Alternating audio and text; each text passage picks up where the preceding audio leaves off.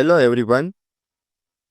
In this session, I am going to cover the topic from the paper Major-7, that is History of English Literature.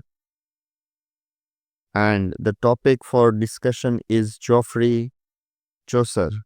So I'll be talking about Geoffrey Chaucer's life, few important events of his life, some of his major works, and especially his contribution.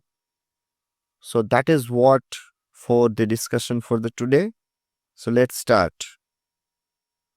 Friends, as we know that Chaucer is often hailed or regarded as the father of English literature, and he was born in London into a family of wine merchants.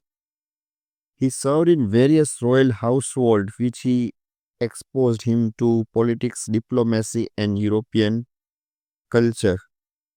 Even it is important to note that he traveled to France and Italy, and therefore he was acquainted with French and Italian literary traditions. And when we read his works, we find the influence of Dante, Petrarch, and other writers of that time. Chaucer worked as a courtier, diplomat, and later as a customs controller. Despite his busy official's life, he wrote extensively, blending courtly sophistications with vivid social realism.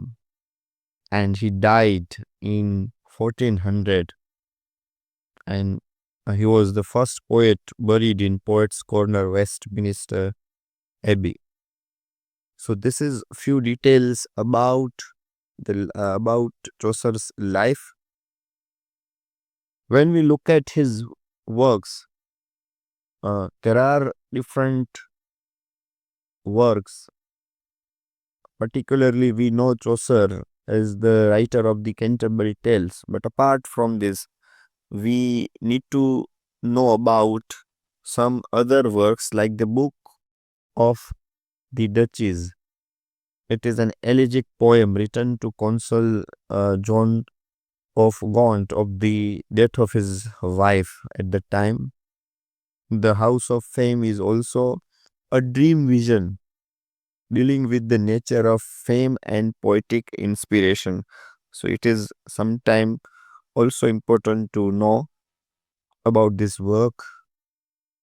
Parliament of Falls, and again you see that Troilus and Cresside is a tragic love story influenced by Boccaccio, often considered one of Chaucer's greatest narrative achievements. The Legend of Good Woman, written around 1380s, is a collection of stories. And the Canterbury Tales, as we know, is his masterpiece and collection of stories told by pilgrims on the way of Canterbury. And it is a rich portrayal of medieval English society with humor, satire, irony. So these are his famous works. Coming to discuss his contribution, one thing one should know that, as we know, that Chaucer is known as the father of English literature, and therefore he is often called the father of English poetry. Played a decisive role in shaping English literature.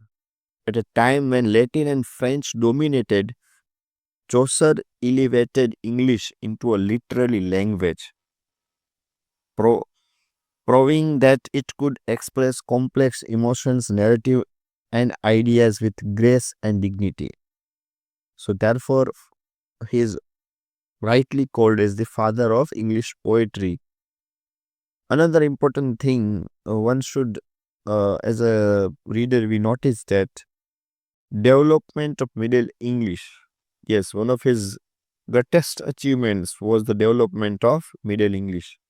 Writing in the East Midland dialect, he helped standardized the language, which later became the basis of modern standard like English. By choosing English instead of French or Latin, Chaucer made literature accessible to ordinary people and created a foundation for national literary identity. His art of characterization, Chaucer is known for his characters, and therefore it's said that here is God's plenty. His characterization is remarkable. Chaucer presented each pilgrims with distinct physical traits, professions, and personal quirks. The tales, prologues, and manners of speaking reflect their inner nature. So when we read the Canterbury Tales, we see there are different portrayal, knight, wife of Bath, and there are many other characters that that are uh, that are about his realistic depiction of the society of the time. Chaucer's satire is also famous. His gentle yet uh, penetrating. Instead of harsh moralizing, he uses irony and playful mockery to expose the hypocrisy of medieval society. And we see that the pardoner who preaches against greed while being greedy himself, and the friar who misuses his religious role for worldly gain, reveals his corruption in church and society through humorous but pointed criticism. Wit and humor, and therefore Chaucer is also remembered for his witty and humorous dialogues. His humor ranges from light-hearted comedy to biting irony, ensuring that his social critique entertains as much as it instructs. The combinations of satire, lifelike characters, and sparkling humor makes Chaucer not only a moral commentator but also a delightful literary artist. And as we know that he is a great storyteller, when we read the story, we find that the mastery or narratives. So Chaucer is regarded as master storyteller in English literature, and his genius lies in his ability to weave diverse tales within the unifying frame of the Canterbury Tales. Chaucer draws from classical French and Italian tradition and yet adapts them with originality and freshness.